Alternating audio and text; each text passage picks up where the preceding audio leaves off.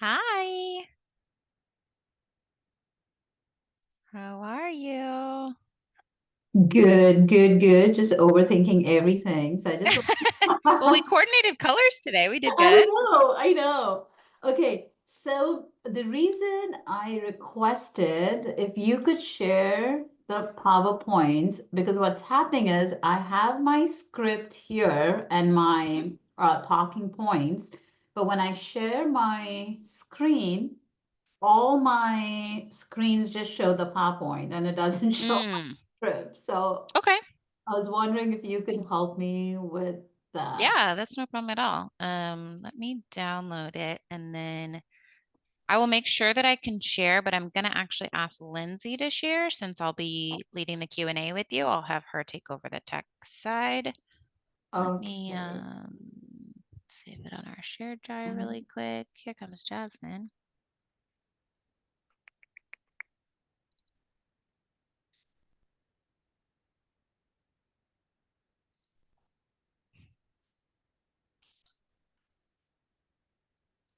Hey, Jasmine.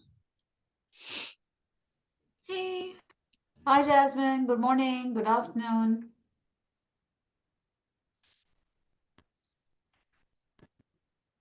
Oh, it looks like you're talking, but we can't hear you. Yeah. And it's a quick question. So are you going to introduce me before I start talking, or how do you want it to be? The reason I ask is because like I have my first slide, the title slide, but I don't go on till I get on to my next slide where, I basically quote a quote and then go ahead and introduce myself. So, um, what's the plan? How you Yeah, no, guys gonna start? that's a great question. Jasmine, can you share the slides that we have developed? So when we launch the event, when we let everybody in and give welcome, Jasmine will share her screen first and go through Okay. these slides. And there'll be a very natural um, handoff to you. So luckily, any nerves you might be having will settle because Jasmine has the first presentation piece Okay. before Okay. it comes over to you. So Jasmine, do you want to walk us through these? Yeah, so yeah, I'll start us off with just sort of grounding the space and talking a little bit about our mentoring network. And so that piece will come first before we introduce you. So I'll go over the agenda. We'll do some quick introductions from the team. Mm-hmm. And then I'll get into a little bit of an overview of the mentoring network. Just a couple of slides. It's usually, I want to say it's like probably less than 5 minutes I spend talking Okay. about it. And then I pass it over to you. And historically, in these webinars, we've sort of let the speakers sort of introduce themselves. We just sort of say by name and then pass it Okay. over. And so, once we get to the slide, then I'll stop my share and pass it over to you. Um, and then at the very end, we just have a plug to join the mentoring network, talking about some upcoming events, and then a thank you slide. So yeah, I think it'll flow pretty well. Awesome. Um, So yeah, just one request. Are you able to share my slides? Because I was just telling Heather that I've been having issues with sharing my slide as well as looking at my talking points. Um, yeah, I actually asked, sorry to interrupt, Jasmine. I'm going to have you share. And then when we toss to Ritika, I'll have Lindsay share. okay, Because then you and I will come back on at the end. So I made sure she has the file. She'll be able to share Ritika's. And then Ritika, as you present, just let her know next slide, and she'll okay. pay attention on all that. Okay. Yeah. Okay. Awesome. Okay. Yeah. No, this feels good. Is there any last minute instructions for me? No, I think you and I had a great chat yesterday, and I feel very Mhm. confident with everything you're planning to present. And yeah, I'm excited to hear from you. And then, I'll lead us through some conversation based on those notes and those questions you and I brainstormed. Is there anything you want to add to that list that maybe came up as you were preparing your slides? Uh, Not really. Okay. I was just thinking maybe people might just be curious about what mentorship is and is not. So Mm-hmm. maybe, that's something that might come from the audience, or maybe you can bring it up if they don't bring it up. Yeah, Um, absolutely. I think that's a great place to transition out of what you've said into the Q&A. I can yeah, ask that first because we had developed two around that. We had developed what is mentoring and what isn't it, and yeah, then what is the difference between advising, coaching, and mentoring. yeah, yeah. Perfect. Okay, Okay. we'll start there and then we'll make sure and queue for people to put their questions in the chat as well. So I'll pull some out of there as they come. And then Jasmine, do you think we're safe if we offer for people to come off of mute and ask a question out loud? Or does that open a can of worms if we give people power to unmute? I mean, I feel like it'll probably be fine. I feel like I Okay. haven't seen too many issues with that. Okay. Sorry, my cat decided to start running around now. She She always just likes loves to, me. she just really likes to take my attention away when I'm not giving her attention. So she's Maybe like, she has something to say about mentoring. Like we should find out. that's true. She does have a co-cat. Maybe she mentors her and we don't even know. They definitely play fight. Maybe that's their version of mentoring sessions. That's hilarious. Okie dokie. Let's see. Ah,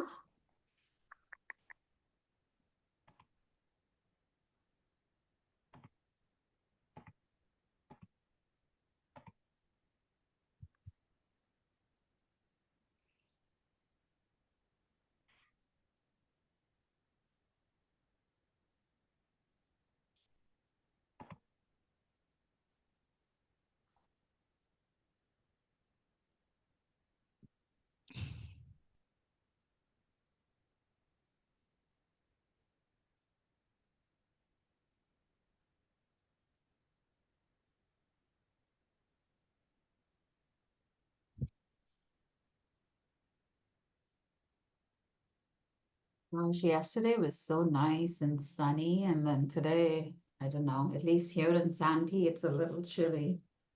Oh, really? The sun's out. I'm in Rancho Bernardo. The sun's out here. Yeah, But I don't know if it can be trusted to last.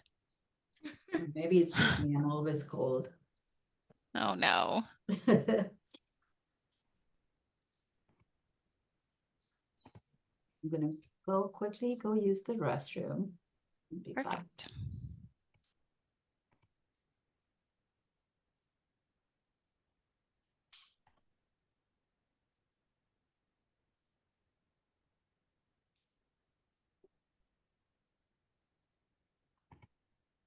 And there's Sage. She's like right here. Can I help you? Yeah, And she she she thought she's she was a like, guest today. She was confused. I'm trying to see. There she is. She's like,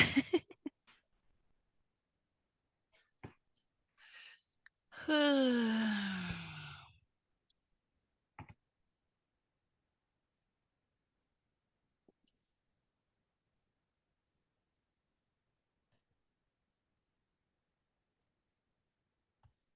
think I might have, I don't know if it's a migraine or a headache, but I have something.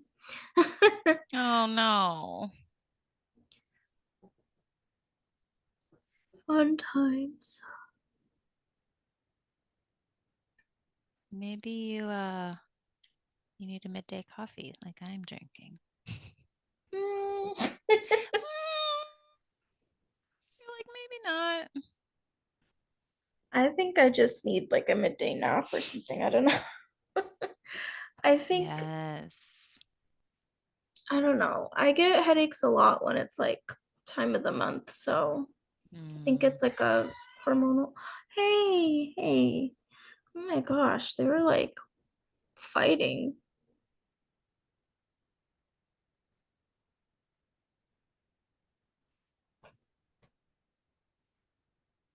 Yep, they're Okay, definitely I'm having a gonna. little mentoring session right now. Play fighting. Well, luckily we can't hear them, so. That's good. Okay, I'm gonna use the restroom as well. I'll be right back. Okay.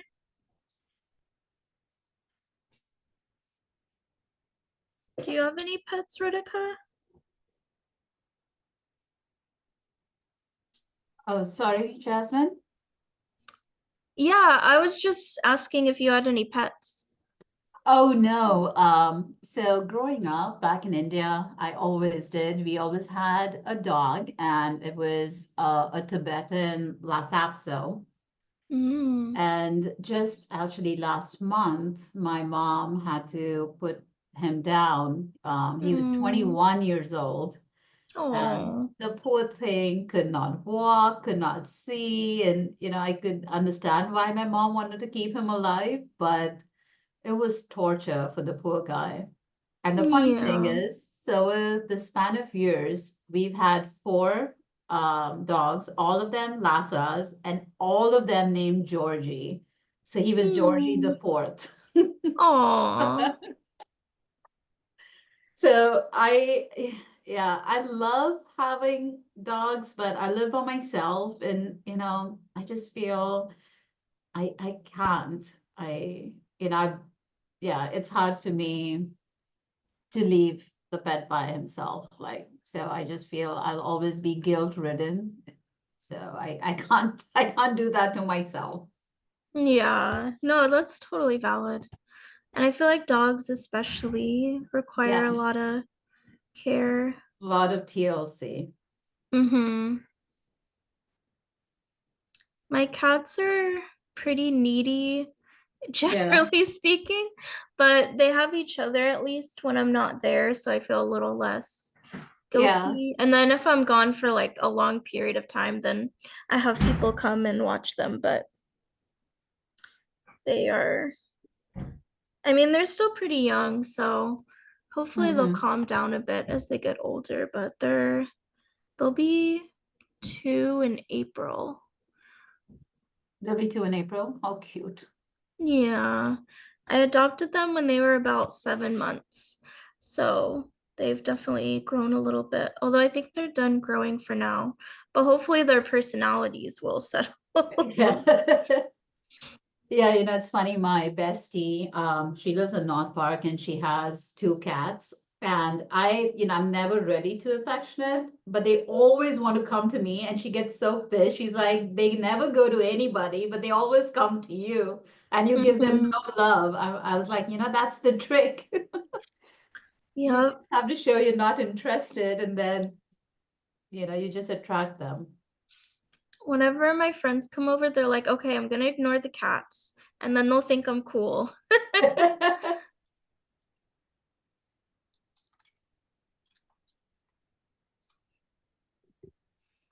I just sent a message over to the waiting room. Perfect. Jasmine, I combined all the slides together. Oh, If you want me to share fancy. them all, or do you want to just drive? I mean, The you are our resident. treasured tech support. So I won't mess up your flow. Plus that works because I can put my little notes on my screen. Oh, yeah. So I'll Perfect. just do that.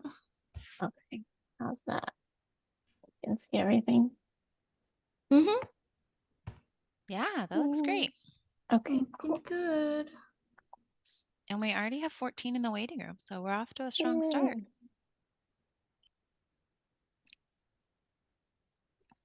It's 12 now, so I'm going to go ahead and admit the waiting room, and let's see, we are already recording. So I'm going to admit them, and then we can still give it another minute before we jump in if we'd like.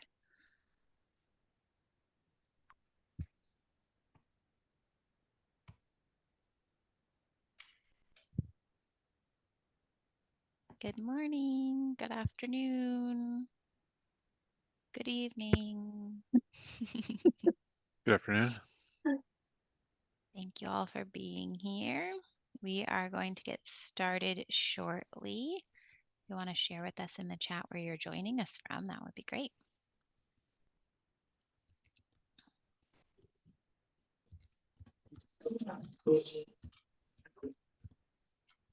Hey, I'm here. Awesome. Thanks for joining us. If you want to share with us in the chat where you're joining us from, and then this first part of the presentation, we'll have everybody on mute and we'll have some time for Q&A after Dr. Bhal finishes her presentation. Me, I'm from Ohio. Oh, you said put it in the chat. Oh, no worries. Ohio. I bet it's a little bit colder there than it is here today. Oh, oh my God, this is real. Are you my instructor? No, I oversee alumni relations, but I'm glad that you're here. This will be a good webinar for you to connect with some others in our community. I'm happy to be a part of the students, but after this, I need to talk to somebody after class. But I'm ready. Okay, sounds good. Thanks for being here. I am going to mute everyone and just ask you to stay on mute for this first part, and then we'll have time for Q&A after. But I'm going to toss it over to Jasmine to get us started. Yeah, hi folks, welcome. We're super happy to have you at this fourth and final installment of our National Mentoring Month series. Technically, we're in February now, which isn't National Mentoring Month, but we're calling this a bonus because we had such great response from our other webinars. And so we wanted to do just a couple of housekeeping items. So this will be an interactive webinar, and so please do feel free to put any questions in the chat as we go along, and we'll be addressing those throughout the discussion. This event is also being recorded, and so it'll be sent out afterwards. So if you missed something or you have to leave early, no worries there. And yeah, so today's webinar will feature a great guest speaker from our NU community, and they'll be discussing a little bit about the transition from being a mentee to a mentor, unpacking some of the distinctions between advising, coaching, and mentoring, and really clarifying what mentoring truly is and what it isn't. And so we're excited to help you sort of develop that deeper understanding of what mentorship could look like for you, and really unpacking the power that mentorship has in transformation. Getting into the agenda for today, we'll be starting off with just some brief introductions from the team. Then I'll ground our discussion I almost said this evening. Usually they're in the evening. Well, it might be evening for some of you, but I'll be grounding our discussion today with a brief overview of our NU mentoring network, and then we'll get into our guest speaker, and we'll have time for Q&A and resource sharing towards the end. And I'll pass it over to my colleague Heather to start off our team introductions.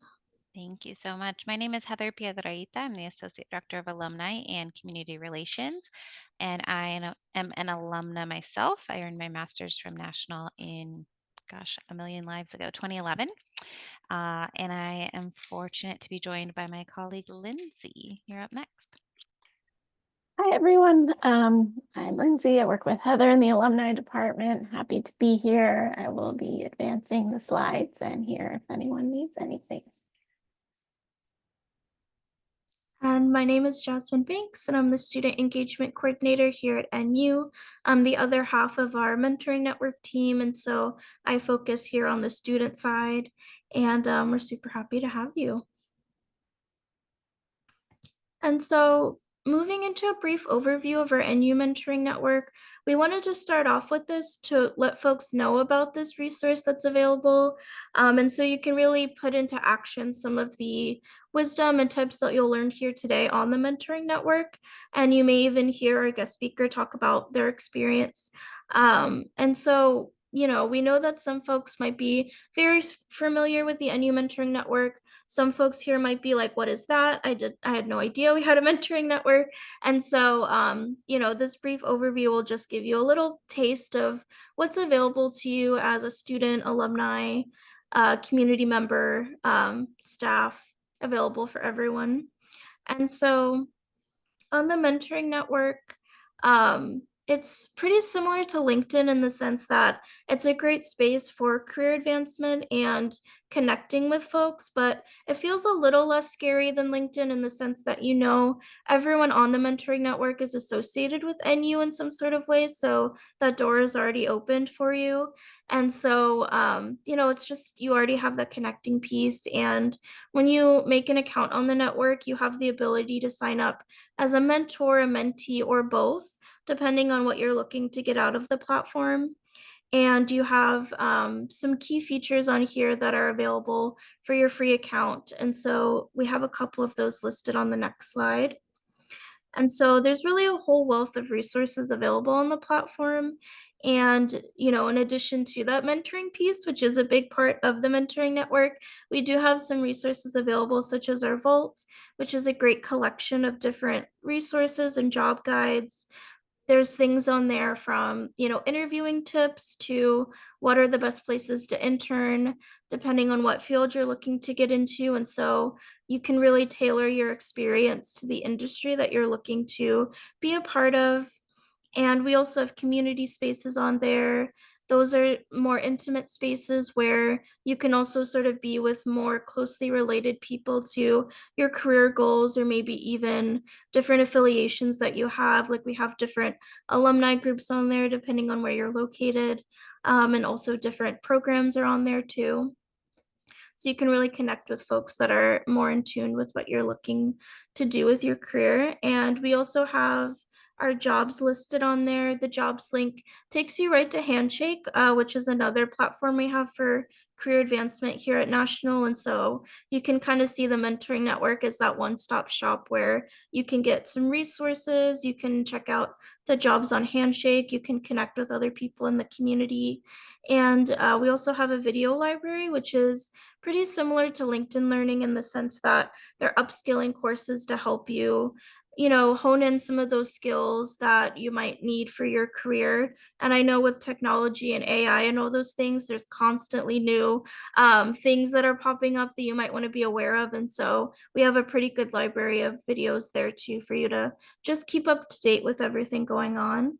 And so, that's just a little taste of our mentoring network, which we do encourage you to check out if you haven't already. And again, some of the wisdom and tips that you'll learn today, you can hopefully enact on the mentoring network. I'll put the link to it in the chat for folks, but we encourage you to start exploring after we finish the session today. And without further ado, we can go ahead and get into the meat and potatoes for today, which is our lovely guest speaker. So I have the honor of introducing Dr. Ritika Bhal, and I'll go ahead and pass it over to her to introduce herself. Wonderful. Thank you so much, Jasmine. Lindsay, could you please pull up my slides? Great. And let's go on to the next one. So let me start with this. Mentorship is not about molding someone into your image, but about helping them become the best version of themselves. So good afternoon, everyone. My name is Ritika Bhal. I am a professor in the Department of Mathematics and Natural Sciences, teaching anatomy and physiology.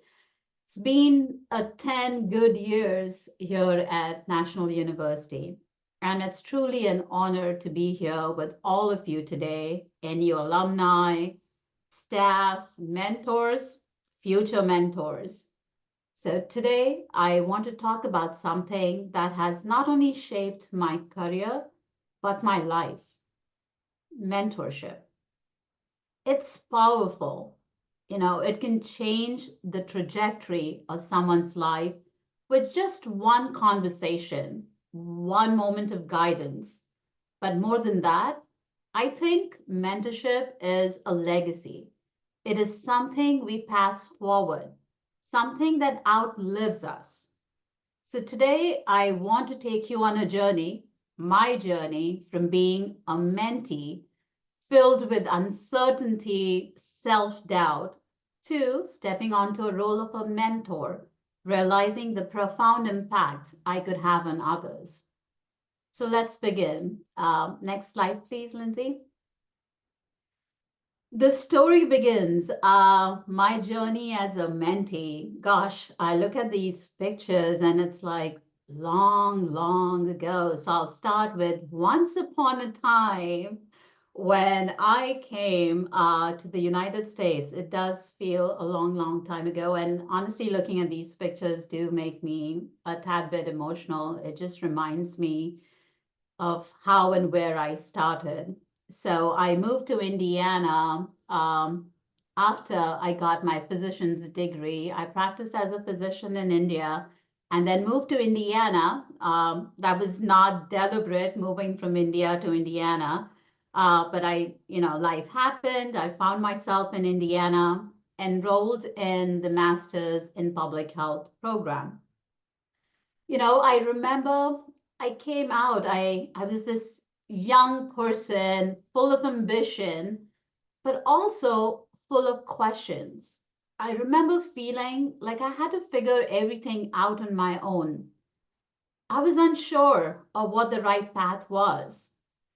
I had enrolled, like I said, in the Masters in Public Health, but I did not really know what that meant for me, what the future meant for me. And I remember this really one particular day. I was teaching physiology in the lab, and I kept telling the students, you could find all your equipment on the trolley, and everybody was just giving me this weird look. And I could feel my heart pounding. And I was like, yeah, the trolley. And so my undergraduate assistant comes up to me and says, no, it's called the cart. And I'm like, oh, yes, the cart. And so I get out of the lab, super embarrassed, really anxious. And I go into a subway thinking, you know what? Food helps. Food always helps with anxiety. So I'm at Subway and I tell the person, I'd like to have some capsicum on my sandwich. Again, getting this weird look. It's like, what? I said some capsicum. And I kept saying that over and over again. And he's like, oh, you mean green pepper? And I said, yes, green pepper. And I was embarrassed. I was anxious. I'm like, oh my God, I can't convey what I want in class. I can't convey what I want outside of class. And I go straight to my advisor's office, who later becomes my mentor, expressing my anxiety, expressing my fear. And she just sits down, listens to me, and smiles. And she says, you know what? Let's talk about what's next. Let's talk about what I see in you. And she starts jotting down things and says, I see you getting your doctorate, getting a PhD. I see you specializing in human sexuality. And I laugh, I cry, I chuckle, all of that. And I'm like, you really think that? And she said, yes. She says, I see in you what you don't see in yourself. And that changed everything for me. I had so many questions, and I know at that time she didn't have all those answers. But what she did have was that belief in me before even I believed in myself. She saw that potential when all I saw was obstacles. And this picture that I share here is the picture of my mentor, Dr. Catherine Sherwood Laughlin. She changed my life. She believed in me like no one did. And the picture where I stand with that little placard is when I finally defended my dissertation and got my PhD. And I still remember that day because she came in with that slip when I was in my master's saying, this is what I told you you're going to do. And years later, this is what you've done. So that single moment changed the way I saw myself and my future. And I knew then that one day I wanted to be that person for someone else. Next slide, please, Lindsay. So becoming a mentor, the transition, I graduated with my PhD, specialized in human sexuality, just like my mentor believed I would. And I found myself here at National University as an assistant professor. You know, there came a point in my journey, now being on the other side of the classroom, when I realized I wasn't just a mentee anymore. It was time to give back. And these pictures that I have here, you may probably wonder, what does this really have to do with being a mentor? So the reason I have this picture is to help you understand that mentorship does not really come in one particular form, one particular platform, one particular circumstances.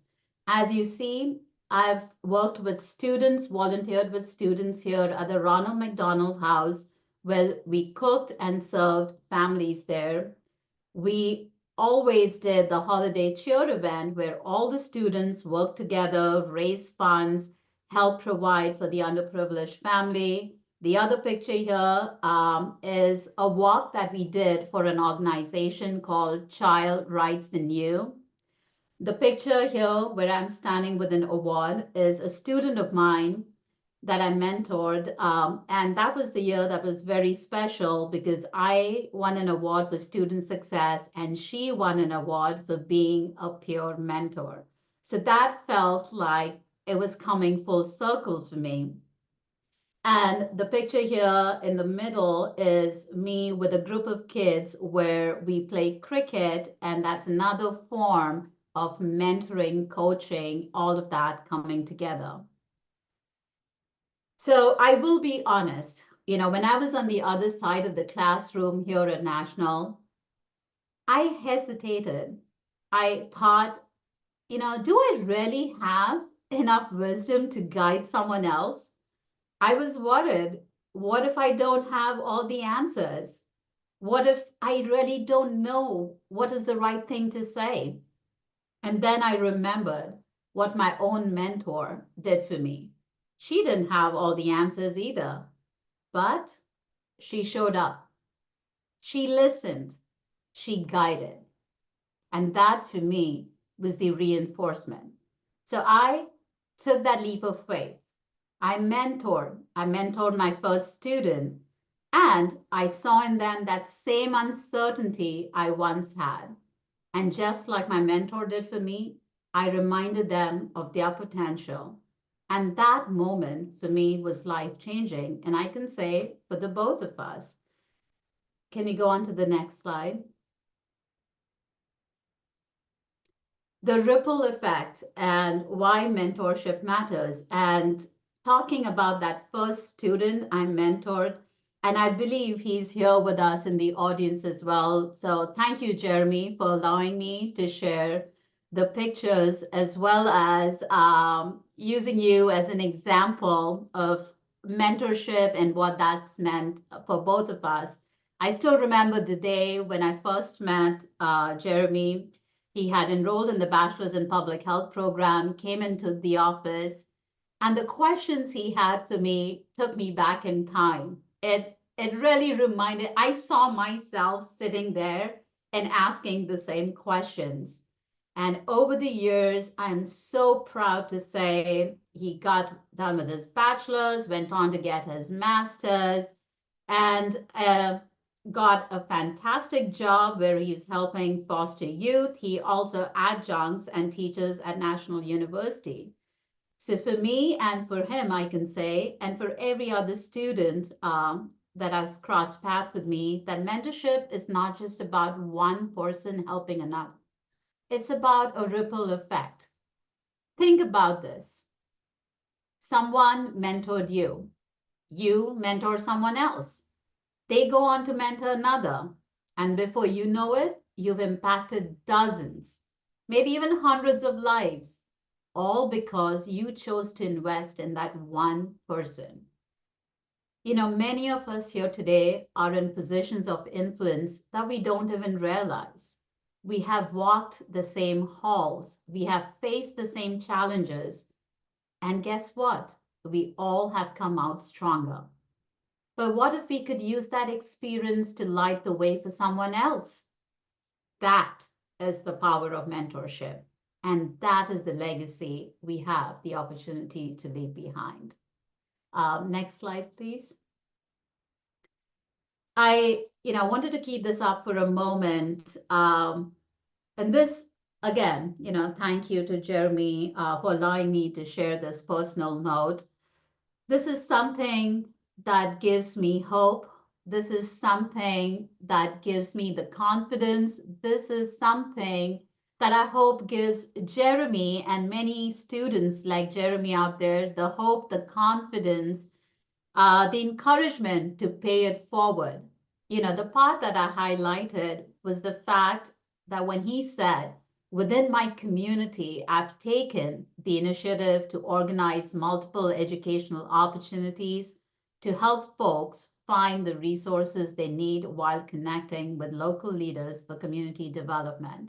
It took me back in time. It took me back to our first conversation, to that first event we organized together, that first abstract we submitted together. It just brought it all together, and it makes me so proud today as a mentor, knowing that this is what's going to be paid forward. So thank you to Jeremy, and thank you to everyone else there who are having these silent impacts, who are taking on from the classroom, beyond the classroom, to the community. Next slide, please, Lindsay.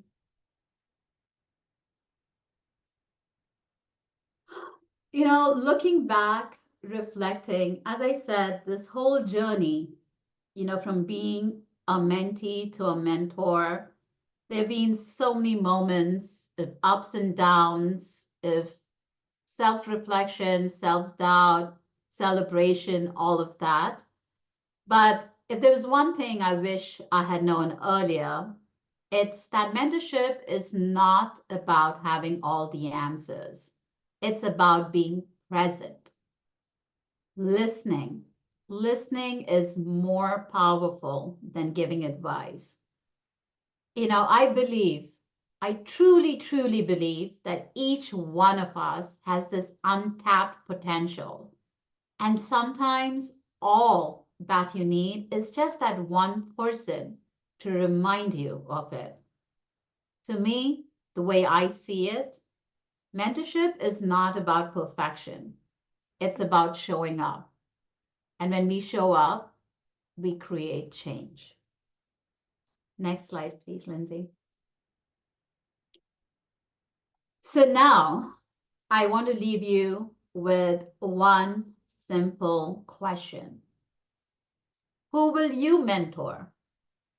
Somewhere out there, there's a student, there's a colleague, there's a friend, there's a young professional who's waiting for guidance, who's waiting for your encouragement, for someone just to believe in them, someone to smile and tell them, I got you, I know you can do it. You don't have to be perfect to be a mentor. I think, and that's so important. I want to emphasize that you do not have to be perfect to be a mentor. You just have to be human. You just have to show up.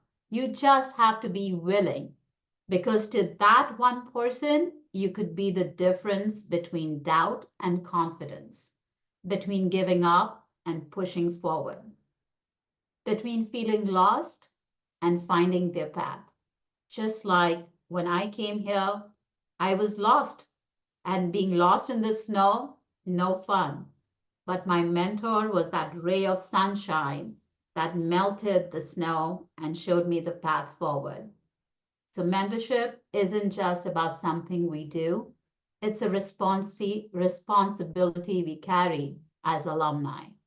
It's that bridge between where we once were and where the next generation is going. Next slide, please, Lindsay. So I want to leave you with this thought. A mentor is someone who allows you to see the hope inside yourself. That's what mentorship is. It's about hope. It's about guiding. It's about lifting. It's about inspiring. And my challenge, my ask, my request to you today is simple. Be the mentor you once needed. Thank you. Thank you, Dr. Bowell. That was wonderful. I really appreciate you sharing your personal experience, but giving us very real ways to apply it and to pay it forward. And so we're going to take a pause right here and do some Q&A with Dr. Bawal. I have a few questions queued up, but please utilize the chat if there's any that you'd like to add in this moment. If there's something that you'd like to ask out loud, I'll allow you to unmute here shortly. But first, Dr. Bawal, again, thank you for sharing all of those insights. As you were speaking and presenting, I heard what you said about the value of being a mentor, and of course, the value of being mentored. I'm wondering, though, if you can tease out for me a little bit the difference in some terminology, because I think we hear things like coaching or advising, and I'm interested in what the difference is between those terms, advising, coaching, and mentoring. How are they different? Wonderful. That's a great question, Heather. And, before I really get into the terminology aspect of it and really defining it differently, I think it's important for us to remember that it's all intertwined. There's an overlap. It's like a Venn diagram.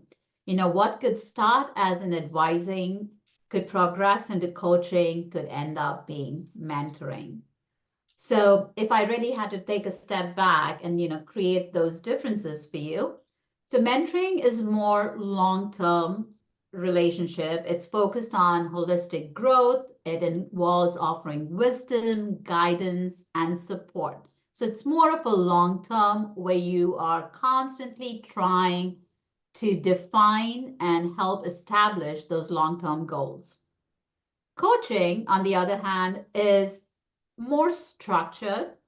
It's comparatively a short-term process as you compare it to mentorship, and it's generally aimed at developing a specific skills or achieving measurable goals. Like in my own personal example, I coach cricket. The picture that I shared earlier with a group of young boys is my Sunday cricket that I do, and I coach them. And that is now developing more into a mentorship role because many of those kids have gone on to apply to community colleges, and I've been there with them every step of the way, helping them get, choose their classes, getting them figure out what their long-term goals are. So that's one example of what starts as coaching develops more into a long-term mentorship.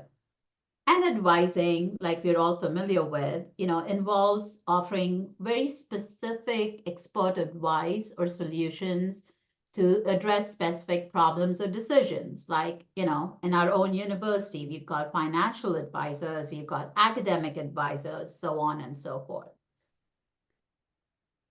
That's great. Thank you. And in thinking about mentoring, what are there any specific examples maybe to just tease that out a little bit for our attendees here? What kinds of things are mentoring and maybe what isn't mentoring? Yeah, I let me start with what it's not. Uh, Okay. because there's so much that it is, so it might be easier for me to start with what it's not. Okay. I think the way I see it, and based on my experiences, both as a mentee and as a mentor, because I will say this, I have been guilty of a few things. Mentorship is not about dictating every step.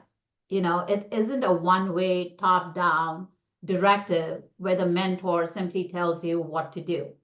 It's this exchange. It is understanding each other. It's being able to reach that middle ground and establish those mutually agreeable, beneficial roles. And also reminding it's not about me. I'm not Mm, trying to prove something by helping my mentee achieve something. It's about the mentee. It's about what they want, where they want to go. it isn't a quick fix. In today's world, Mm, with everything being instant, everything being, the instant gratification, we have to remind ourselves sometimes things take time, and that's totally fine. It isn't a shortcut to success or an immediate solution to all your challenges. It can and cannot be a transactional relationship, but again, like I said, it isn't about what you can extract in terms of networking or favors. It's about mutual growth and mm, genuine development. And most importantly, it isn't about imposing personal views. I do understand we all come with our value system, belief system. So sometimes there is this fine line that you got to walk, and you have to remind yourself about not forcing your ideas, your beliefs. It's about helping discover your own path.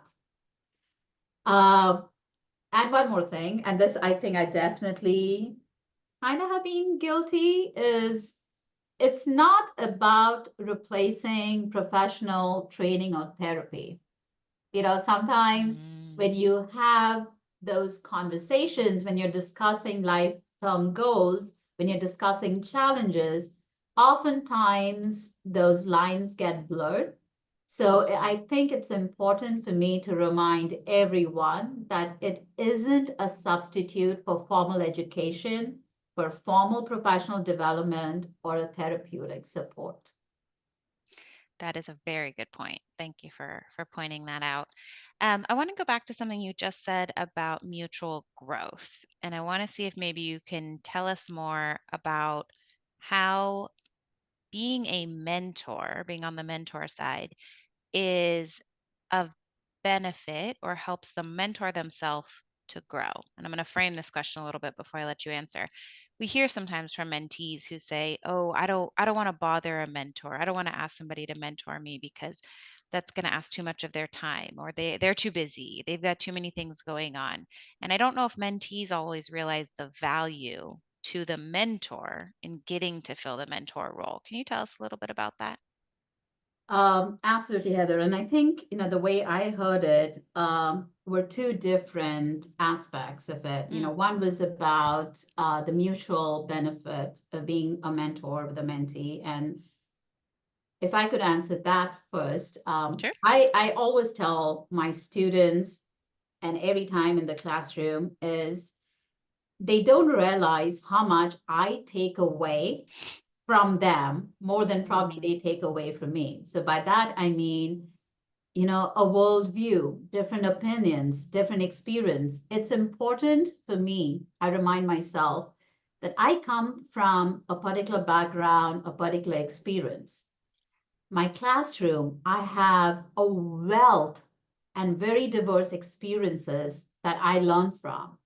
So sometimes if there is a particular issue we are talking about, I get to hear and see so many different perspectives that challenge my own. And I go back learning maybe a different way of communicating something. Because, sometimes we don't realize, you often think that, oh, if I'm saying something a certain way, it should be easily comprehensible. The person should understand it because this is how I understood it.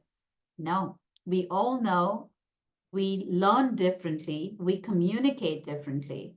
So it's important to remind yourself and learn those different styles of communication, those different styles of learning, those different styles of presenting challenging point of views. And then going back to your next statement where you talked about, the reluctance or the hesitance to reach out to a mentor, thinking that they're busy. On a personal note, I'll tell you, I still struggle with that at sometimes in the role of where, I still am a mentee in my own way. I'm learning to grow. I want to learn from people who are more experienced. And just today, Heather, I wanted to reach out to someone at the university seeking advice. And I kept thinking, I'm like, oh my God, is this the right time? This person might be too busy. Should I not? That's very natural. I think that's again us being human, us being considerate, and that's totally fine. But what I would say is take that chance, reach out, because you never know. Maybe that person is waiting for you to reach out. Or sometimes that person has had an idea, is thinking about something, and the moment you text them or reach out, it nudges them and reminds them of, passing forward that information. So my advice is do it. You can, there's always a respectful way to do it. If the person is busy, the person is busy, but do not have that reluctance, hesitation, embarrassment, any of it hold you back. Go for it. Go for it is what I'll say. That's great. That's fantastic. Thank you for sharing that. We do have a question in the chat, and if you'd like Mhm. to come off mute to ask a question, please just raise your hand and I'll call on you here in a second. In the meantime, I'm going to address Kaylin's question. She says, based on your experiences as a mentor who continues to learn and differentiate your mentorship style, do you find that having experience teaching has helped you to further develop your mentorship skills? Is there a lot of overlap between how you approach teaching and mentoring? That's an excellent question. And I will say yes. I think teaching has definitely given me the skills, the tools, the resources necessary. But I will also add to that, over the years, I volunteered at Big Brothers, Big Sisters back in Indiana. When I moved to San Diego, I volunteered for this organization called Access, where I was coaching young adolescents, teenagers at risk, as they call them. And I think over the years, with my experience, with all these different experiences that I've had, whether it was volunteering, community service, teaching, it really helped me gain the experience and tools. And also, I'll be remiss if I do not acknowledge my own mentors that have had along the way, taking from them the way they dealt with my questions, the way they dealt with my life challenges, the way they adapted to someone who comes from a very different background, both culturally and experientially. I think that continues to guide me. That's great. Thank you so much. There's certainly a correlation there between the teaching and mentoring parts of yourself. John says he'd like to share his experience as a coach and mentor for veterans. John, do you want to come off mute and tell us a little bit more?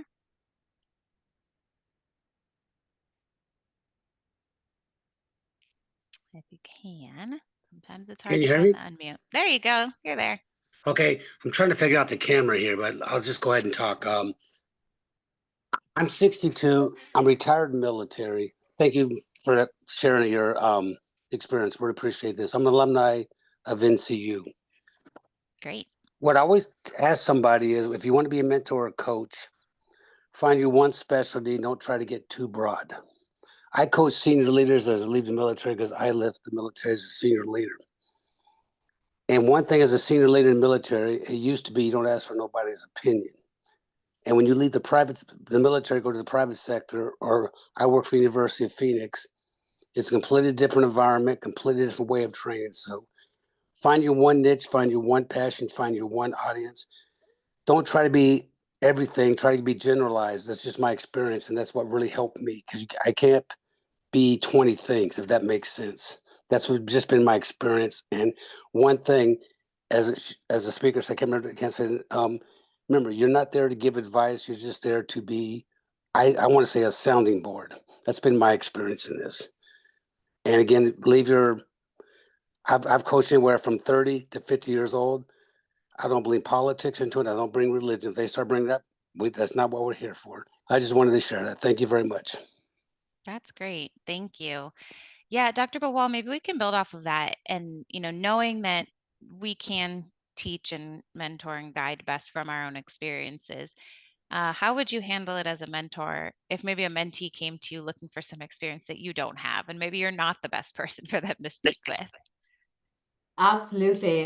Yes, and that has happened. I will accept that there have been times when, like I said, you don't always have to have the answers, and I don't think you should pretend to have all the answers because then that's a disservice to your mentee. For me, in my role, when that's happened for me, the best I have done is to give them resources or contacts or people that I feel could best guide them better than I.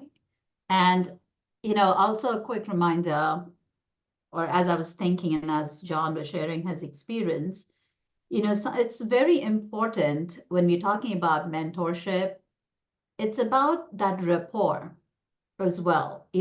Sometimes when you go in, when you're talking, being the sounding board, or when someone comes to you, for you to be the sounding board, you often at some point realize maybe there's no rapport building here. And that's perfectly fine. And I think that's important to accept because when you realize that, maybe this is not aligning well, this is something's missing, pass it on. Let the person go find someone who might be a better fit and who could guide them better. You do not always have to be that person for them. And I think that's important. Absolutely. Thank you for that. Um, what advice do you have for a mentee who is entering a mentoring I have a relationship? question. I have a question.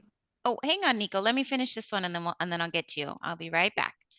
Um, so in thinking about a mentee who's starting a mentoring relationship, what are some things that a mentee can do to make that successful? Great. I think one of the few things is definitely, have some direction in terms of what is it that they really want to achieve by this um, relationship. Is it they define the goals for themselves, whether it is professional goals, personal goals, both. So maybe come up with a definition of what they really want to achieve with that. And that's a good starting point. Once you have an idea of what is it that you really want to gain from this interaction, that then helps define the next steps in terms of the time frame, in terms of the frequency of meeting, drawing out that framework, charting out the next steps, all of that. Yeah, so for me, I think that's where I started. And that's where I've seen my mentees come to me with. They have an idea and they need to just, sort out the cobwebs and help them clear that path. Like I said, with that path covered with snow or bright sunshine, help melt that. I think that's important. That's very, very insightful. Thank you. Nico, did you want to come off mute and ask your question? Yes, ma'am. My question is to her is trying to like be like the right mentor to the right people. You know what I'm saying, and not get like misunderstood on what your role's really supposed to be. Because say you meet this kid like 15 years down the line, you're like, hey, I remember you. I looked up to you, and that's my question to her. How can you like when you see them? I want to be a good mentor, but I don't want to be a bad mentor either. Because what's going on out here today? You know what I'm saying? Somebody under me. So, Yeah. Nico, if I understand your question correctly, you are asking or wondering, how to be a good mentor and not be someone who's not really delivered as they hope to. Is that, and not be misunderstood? Is that right?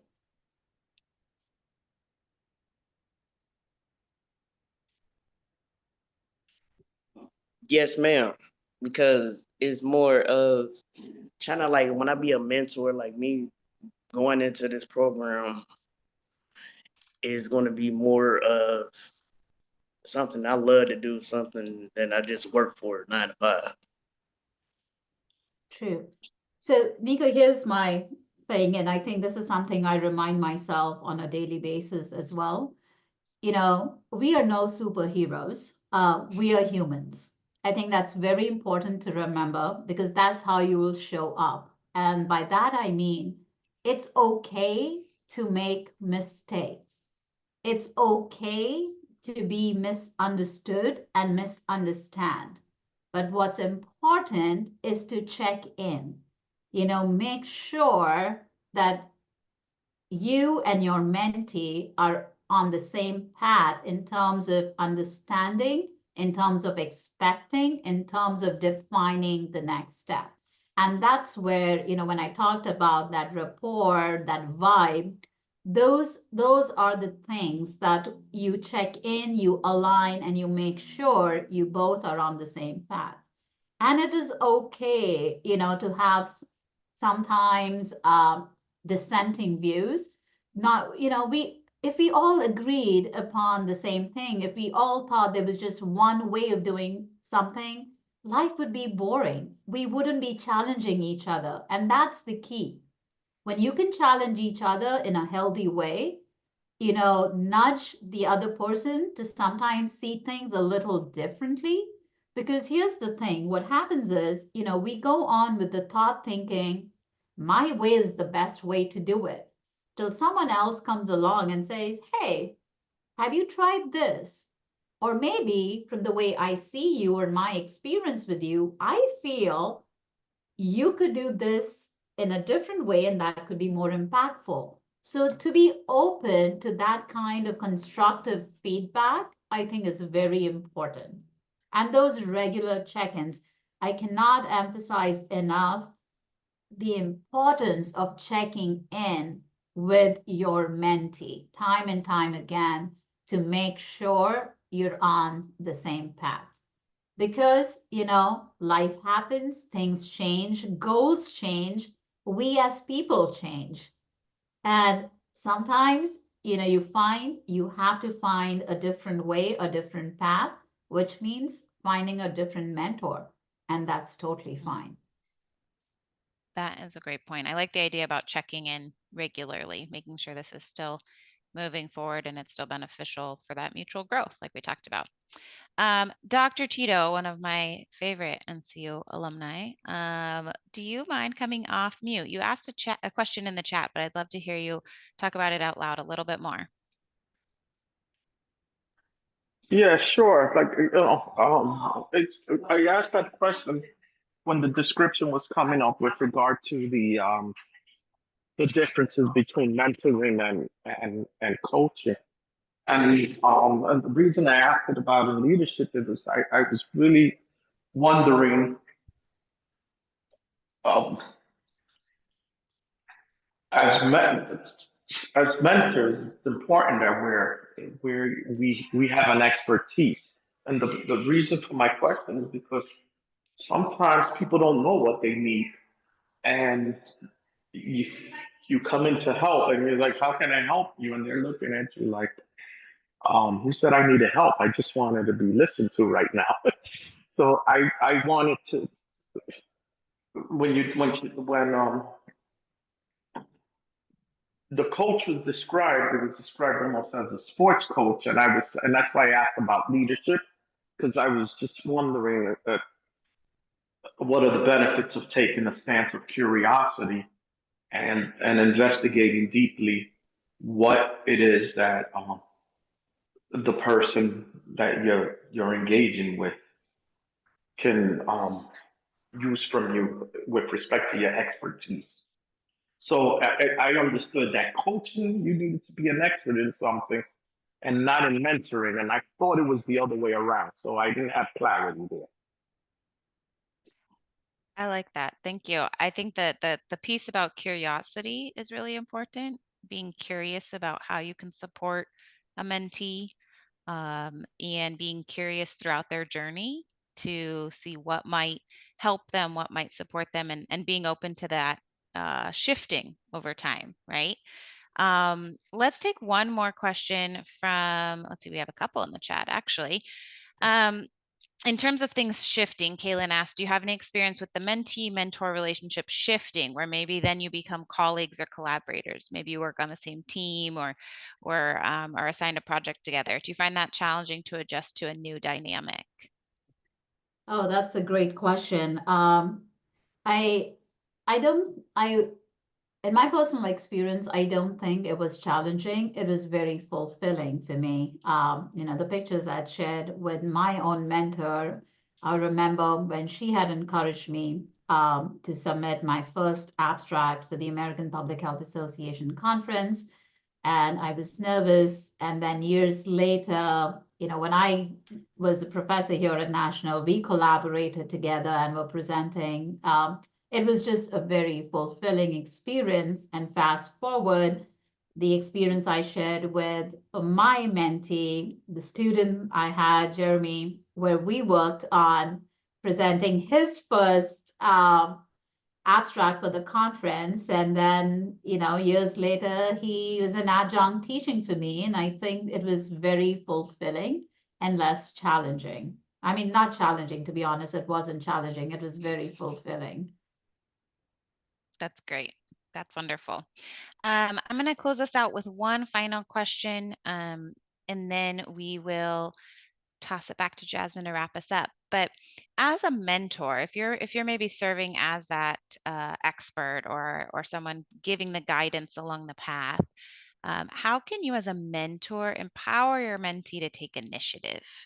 Maybe there's lots of ideas for where to go, but not a lot of initiative to move it forward. What are some ideas for getting the mentee to act a bit?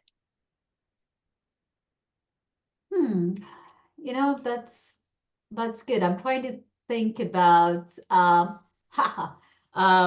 you know, maybe I think starting off with those small wins. I think that's important. When you have something that's too far out, it's hard to give them that momentum, give them that push to keep going on. So establishing those small wins, those early accomplishments, I think are good ways to get the mentee started and initiated, and always helps with getting to know what really excites your mentee. And that's something that comes up with check-ins, with those interactions, to see what really lights up their face. What is it that really gets them excited? So picking up on that, starting on that, getting them to work on that to get them that small win, I think is a great way to establish and ignite that momentum. That's great. Thank you. And thank you again for sharing all of your expertise with us today. We appreciate your prepared remarks and then your willingness to answer questions for our group here.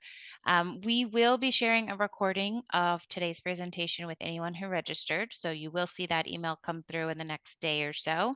So if you know someone who may benefit from learning from this presentation, feel free to share it widely. And at this point, I will toss it back to Jasmine. Oh, Heather, can I quickly just address one Yeah. question from Tito? Is asking about a good frequency for mentoring. And I think that's a good question. And I think that really is something that's established between the mentor and the mentee. The frequency really depends on what the expectations are, what the goals are, and how you define that. And those are very flexible as you move along. So I just wanted to address that. Thank you for that question, Tito. Yeah, thank you for that. That's a great segue, because going back to our NU mentoring network, you're also able to see folks' availability on the platform itself if you go to their profile. And so you can also get a sense of where everyone's at in terms of the capacity that they're able to give and what topics they're able to help you out with. And so again, we do recommend you take a look at the mentoring network and get some of that practice in and start developing some of that mutual growth that we talked about today. And either you might be looking to really hone in on your mentoring abilities and feel more confident as a mentor, or maybe you just feel like you need to find someone to help guide you along your journey, all of those experiences are available to you. So we do recommend you check out the Mentoring Network, and I'll put the link in the chat for folks again. And I believe we have some events coming up for folks we wanted to let you know about. As it is Black History Month, we will be having an NU community-wide Black History Month celebration. And so it's open to students, staff, faculty, alumni, community members. And that will be on February 13th at 3:30 p.m. Pacific time.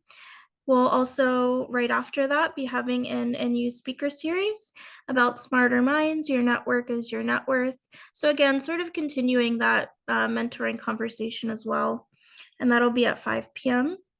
There's also an NU Alumni Association meeting coming up on the 20th and a Navigator networking space on February 24th. And lastly, we wanted to extend our gratitude for you taking some time out of your day to have a discussion with us. And we hope that you were able to get, everything that you needed out of the session, and know that it's an ongoing conversation and it doesn't just stop here. And we do encourage you to reach out to us and get in contact. We have some QR codes there, how you can contact alumni and contact CSEA, which is on the student side. And this is all information we'll send in our follow-up as well. But yeah, thank you again for coming out, and I'll pass it along to any of my other colleagues if there's any lingering thoughts or words. Thank you again, Jasmine. Appreciate the collaboration on all of these National Mentoring Month events. And we appreciate you all being here. Thanks so much. Have a good rest of your day.